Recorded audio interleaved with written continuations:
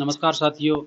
आज की जो महत्वपूर्ण प्रेस कॉन्फ्रेंस है युवा कांग्रेस द्वारा राष्ट्रीय स्तर, प्रदेश स्तर, विधानसभा स्तर और जिला स्तर पर आयोजित की जा रही है। इसका मेन मकसद है कि जो बेंगलोर में बेहतर भारत की बुनियाद एक प्रोग्राम हुआ था पिछले 26 से लेकर 28 तक।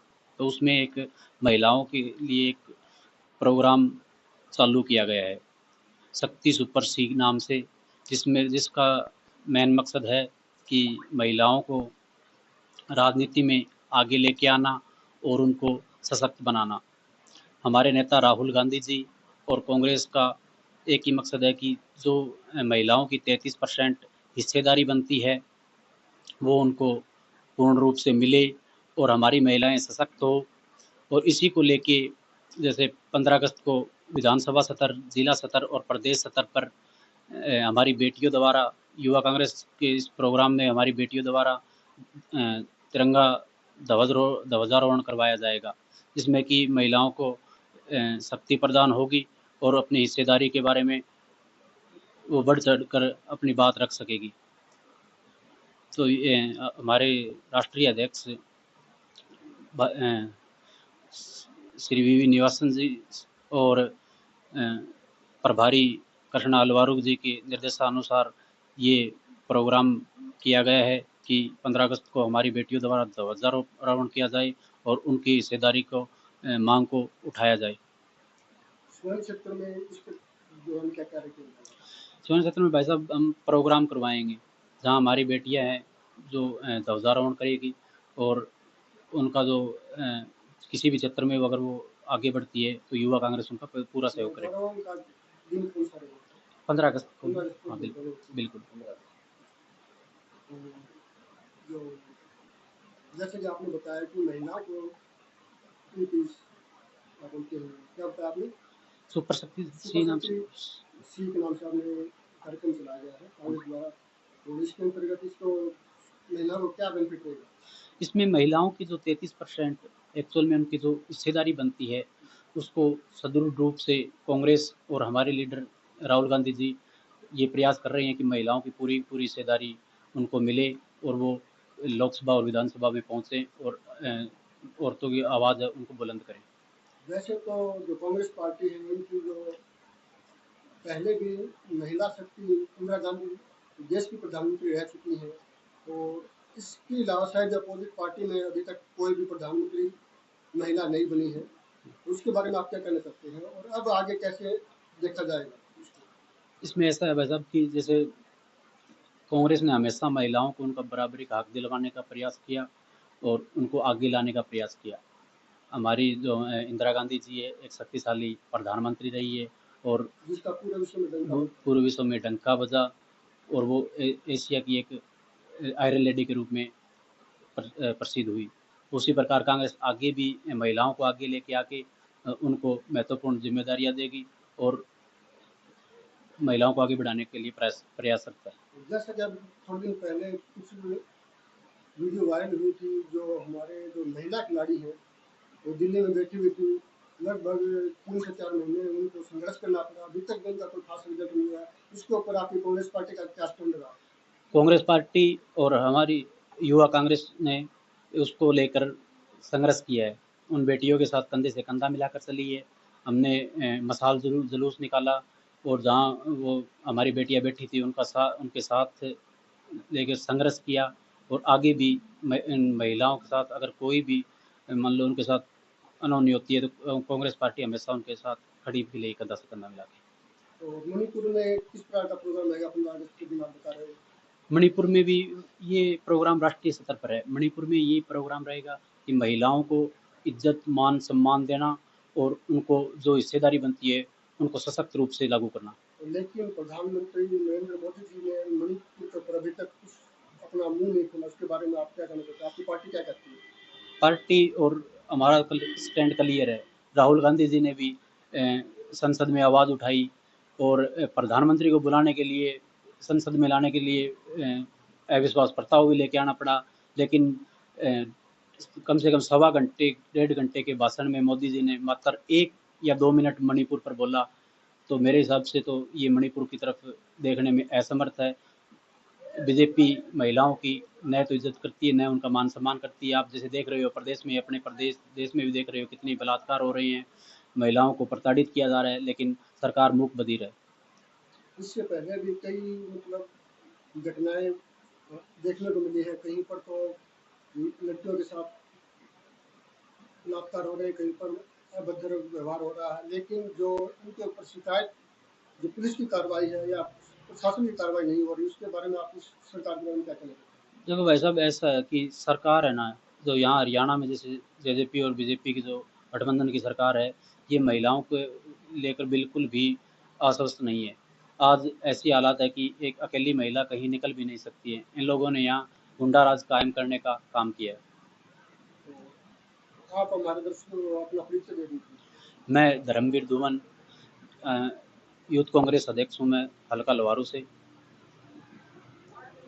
तो सर एक ये बताइए, जो हरियाणा में जो महिलाएं जो सक्रिय है जो राजनीति में, तो क्या हम उनको मतलब प्रधानमंत्री या फिर मुख्यमंत्री के रूप में हम देख सकते हैं? बिल्कुल भाई साहब, बिल्कुल देख सकते हो। मुख्यमंत्री भी बनेगी वो, सांसद भी बनेगी, हो सकता है वो महिला प्रधानमंत्री भी बने।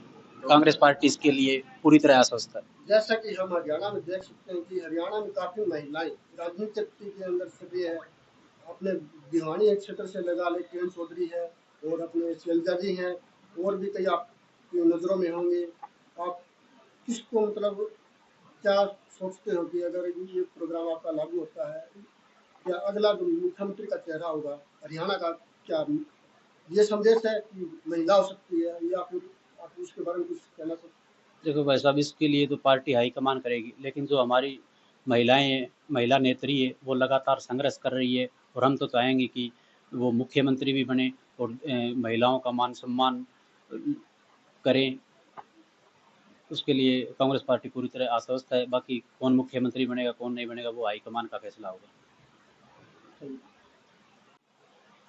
नमस्कार साथियों, हमारे साथ में अभी एडवोकेट राजीव मतानी जी, वरिष्ठ कांग्रेस नेता, तो हमारे बीच में है। सर नमस्कार। नमस्कार सर। तो आज ये जो कॉन्फ्रेंस रखी गई, इसका मुख्य जो कारण है वो बताइए सर। इसका मुख्य कारण ये हमारे जो साथी हैं धर्मवीर धुवन जी, युवा कांग्रेस लोहारू से अपने अध्यक्ष जी हैं।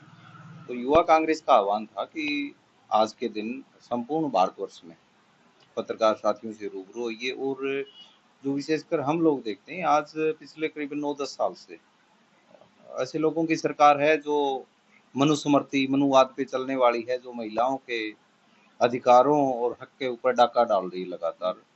और कांग्रेस पार्टी का स्टैंड क्लियर रहा शुरू से ही कि वो संवैधानिक प्रक्रिया में विश्वास रखती है, और लोकतांत्रिक व्यवस्था में जो हमारी महिलाओं का जो मान सम्मान और उनका हक जो है वो दिलवाने के लिए कांग्रेस पार्टी ने शुरू से ही प्रयास किया है।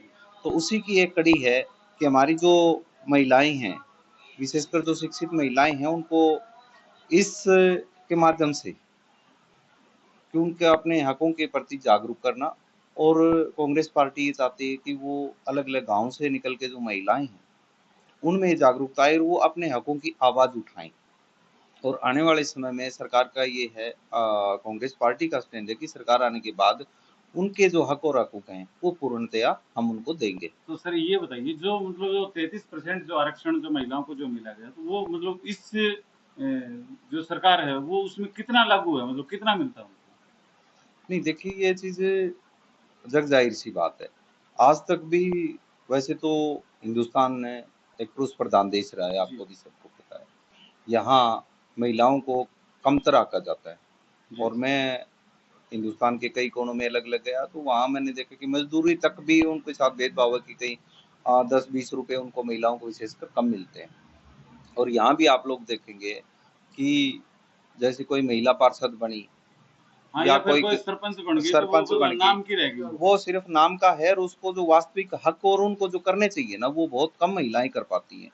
और हमारा और यूथ कांग्रेस का जो अभी अभियान है उसका यही है कि वो महिला जो भी जनप्रतिनिधि कहीं से भी बने, किसी लेवल से, चाहे वो बड़े लेवल पे हो, चाहे ग्राम पंचायत के एक मेंबर ही क्यों ना हो, वो अपने लेवल से उठ के काम करे और जो अन्य महिलाओं के लिए भी प्रेरणा स्रोत हो।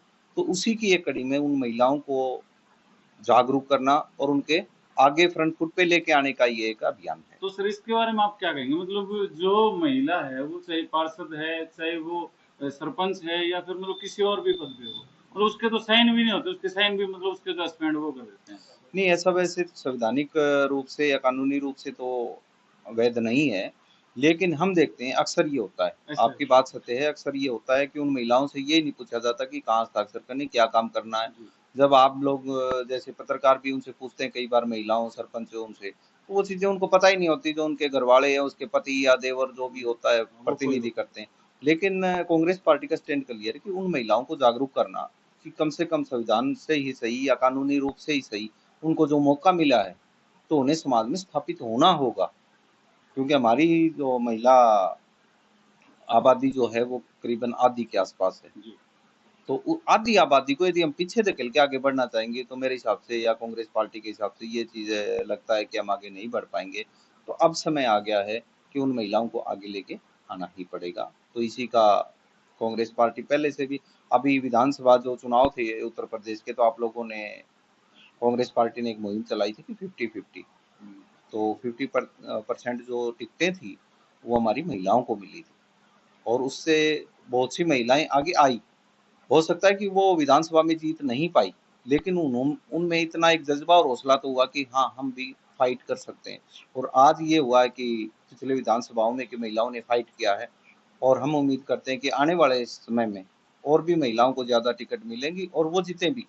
मतलब जो कांग्रेस पार्टी है वो मतलब राजनीति में ही मतलब इनको आगे लेके आएंगी या फिर मतलब हर क्षेत्र में लेके आएंगी? नहीं, राजनीति में नहीं, हर क्षेत्र में ही कांग्रेस पार्टी चाहती है कि उनके हक और हकूक मिले और वो आगे आए। कांग्रेस पार्टी ने पहले से भी काफी प्रयास किए हैं, लेकिन हिंदुस्तान का जो एक अपना स्ट्रक्चर है जो पुरुष प्रधान, वो कहीं ना कहीं आड़े आ रहा है।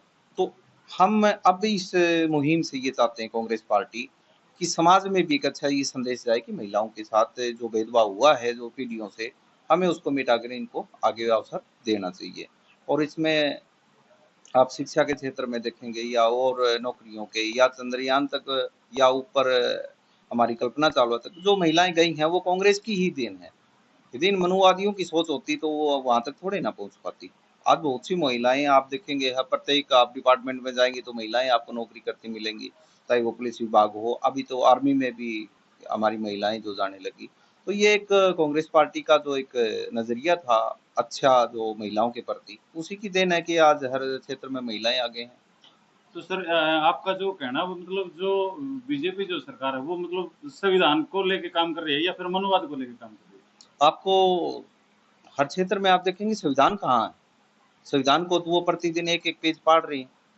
अभी आप लगातार पिछले महीनों का ही कुछ देखेंगे, यदि वो बेटी बचाओ बेटी पढ़ाओ का आंदोलन का जो नारा देने वाले लोग थे, वही बेटियों के कपड़े फाड़ने पर उतारू थे।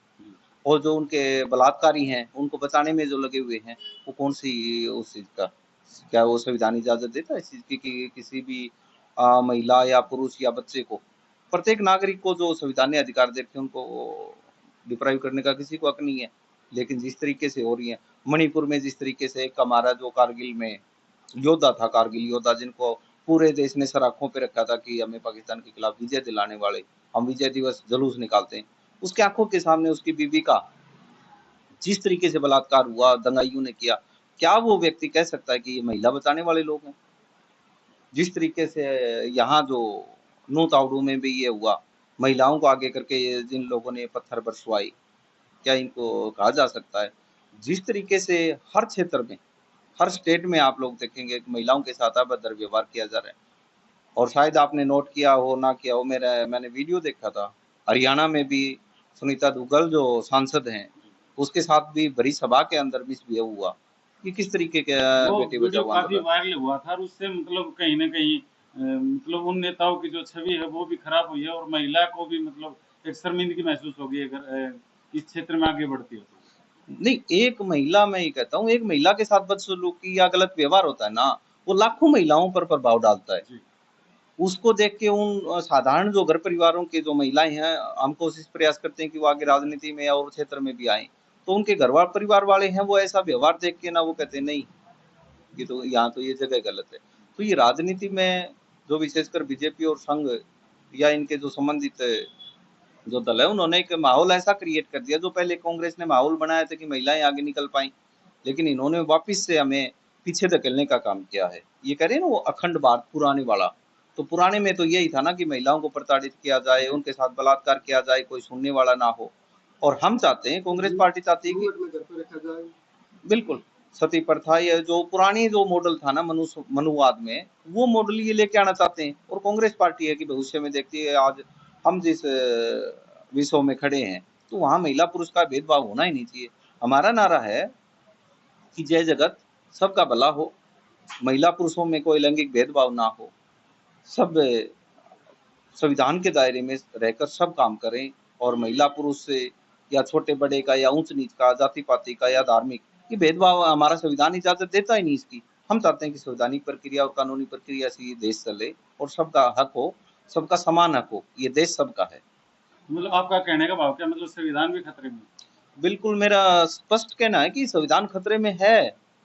अब पिछले हफ्ते से आप लोग देख रहे हो कि चुनाव आयोग जो एक निष्पक्ष संस्था है, उसको भी कब्जाने का मोदी ने पूरा प्रयास किया हुआ है। उसमें पहले ये होता था कि विपक्ष का नेता होता था, और जो हमारे सर्वोच्च न्यायालय के मुख्य न्यायाधीश होते थे उसको चुनाव करने में। अब ये बिल्कुल लगे हुए हैं कि उस चीज का पैटर्न बदल के पूरी कमांड उनके जो चुनाव आयोग की है वो इनके हाथ में आ जाए। लगे हुए हैं, संवैधानिक संस्थाओं को तार तार कर दिया इन लोगों ने। आप लोग देखिए पिछले सालों से, जब से ये सरकार बनी है संघ की और मोदी की, ईडी, सीबीआई, आईबी, हर चीज का तो इन्होंने इस्तेमाल किया है। कितनी सरकारें बनी हुई है जो लोकतांत्रिक तरीके से साधारण लोगों ने, वोटर ने जो वोट दे दे के सरकारें बनाई थी, करीबन 8-9 सरकार कांग्रेस की तोड़ी है इन्होंने। तो हर तरीके से मेरा सीधा स्पष्ट मानना है कि संविधान आज खतरे में है, और संविधान नहीं, आज मैं ये कहूंगा कि ये देश खतरे में है। और देश खतरे में महिलाएं भी, बच्चे भी सुरक्षित नहीं है कोई भी। आप आंकड़ा उठा के देखेंगे पिछले 5-6 साल का ही, करीबन करीबन 20,000 महिलाएं लापता हरियाणा अकेले से हैं। शायद आपको ये चौंकाने वाली बात लगे कि महिलाएं लापता हैं यहाँ, पूरे हिंदुस्तान का तो आंकड़ा लाखों में है। उन महिलाओं का ये अता पता नहीं है कि वो गई कहाँ, कहाँ वो वेश्यावृत्ति के उसमें धंधे में थी इन लोगों ने, या कहीं उसका व्यापार किया इन लोगों ने, गई है महिलाएं, आंकड़े बताते हैं। तो मतलब क्या आपका जो कहना है कि मतलब संविधान को हटा के क्या मतलब जो मनोविधान, क्या मतलब उसको दोबारा से मतलब लागू करने की कोई योजना है? नहीं, इनके प्रत्येक आप स्टेटमेंट देखिए ना, बार बार ये कह रहे हैं कि हिंदू राष्ट्र, हिंदू राष्ट्र।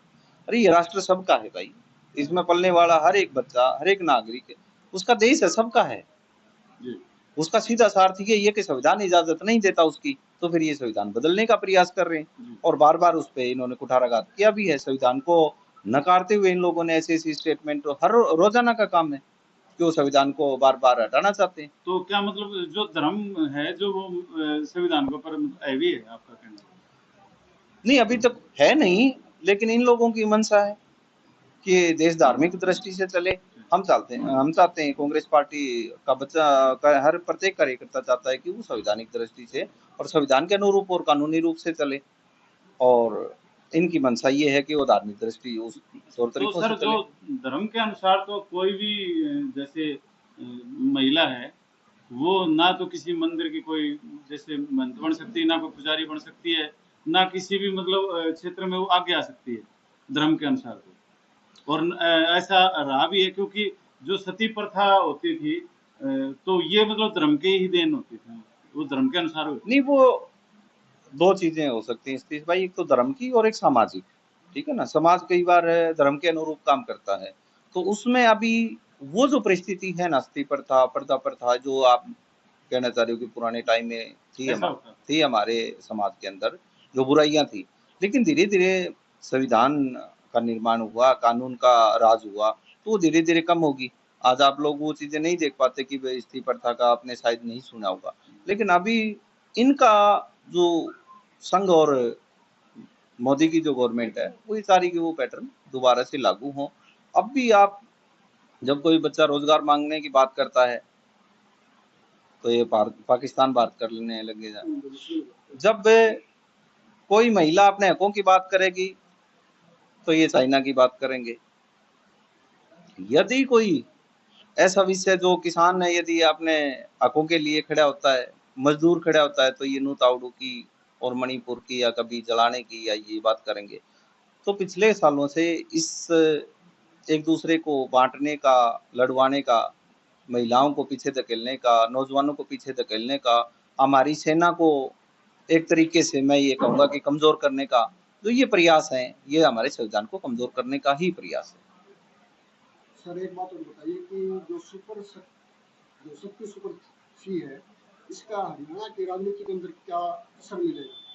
क्या कह सकते हैं कि जो आगे हरियाणा के अंदर जो चुनाव होंगे ज्यादा सीटें महिलाओं को मिलेगी, या फिर आने वाले समय में मुख्यमंत्री का दावेदार भी महिला हो सकती है? क्या ये अंदेशा है? क्या इस ये क्या अनुमान लगा सकते हैं?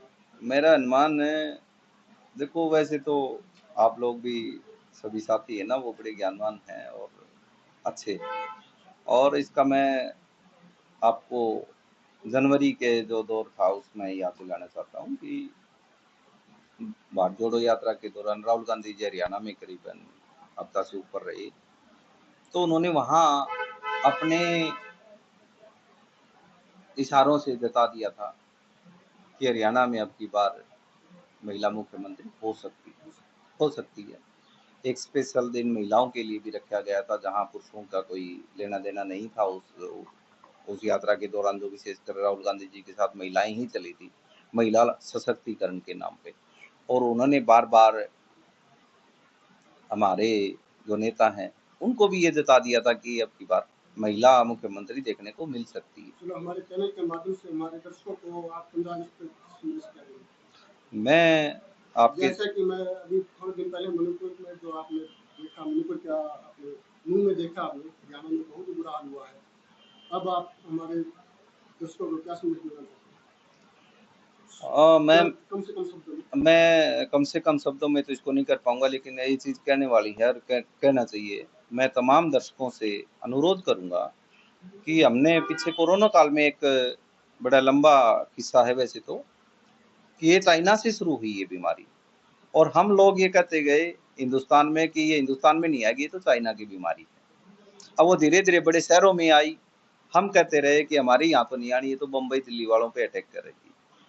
फिर धीरे धीरे वो छोटे शहरों में आई बीमारी, तब फिर ऐसे ही वो गांव गली प्रत्येक घर परिवार चपेट में आया और लाखों करोड़ों लोगों की जान भी गई। मैं ये कह रहा हूँ, जो व्यक्ति आज अपने घर में बैठ के टीवी पे ये देखता है कि ये लड़ाई उसकी नहीं है, मैं कहता हूँ ये लड़ाई उसी की है, और प्रत्येक व्यक्ति को ये लड़ाई को समझना होगा, लड़ना होगा इस चीज को। आज वो जो लोग पहले श्रीनगर में जिस तरीके से हालात हुए, निर्दोष लोगों को मारा गया, करीबन 3 घंटे इंटरनेट बंद रखा। हम ये कहते गए कि जम्मू कश्मीर वालों का है, अपना विषय नहीं है, लेकिन था विषय, बोलना चाहिए था। अब मणिपुर में जैसे चल रहा था, हम लोग ये टीवी के आगे बैठ बैठ के ये देखते रहे कि ये तो मणिपुर में हो रहा है, कि हमारे घर नहीं जलेंगे। अब धीरे धीरे नू तावड़ू में भी आ गया, मेवात में आई ये लड़ाई, घर हमारे जले। और मैं तमाम दर्शकों से अनुरोध करता हूं कि आप भी इस विषय के ऊपर गंभीरता से विचार करो और इस चीज के खिलाफ बोलो, नहीं तो ये आपकी गली और घर में भी ये लड़ाई जल्दी आ जाएगी। घर सबके जलने यदि ये लड़ाई हिंदुस्तान में शुरू हुई, और ये आग जो बीजेपी और संघ ने ये जो कैरोसिन छिड़का है पूरे हिंदुस्तान में, ये आपके घर को भी जलाएगा, आपके परिवार को भी जलाएगा, आपकी गली मोहल्ले सबको जला के रख देगा। तो सबको ये इस चीज के खिलाफ खड़े होने की बात है। और आज सबसे बड़ी जो संविधान और देश बचाने की लड़ाई है, उसमें आप सशक्त भागीदार बनिए, इससे बचिए नहीं। मैं तमाम आपके जो साथी हैं, जो देखने वाले दर्शक हैं, मैं उनसे विनती करता हूं कि इस चीज को समझिए, और इस जो भी गलत चीज कहीं होती है उसका विरोध में आप लोग आके खड़े हो जाइए, और ताकि संविधान बचे और देश बचे। ये देश सबका है, आपका है, हमारा है, सबका मिलके है। इस देश को बचाना बहुत जरूरी है। धन्यवाद।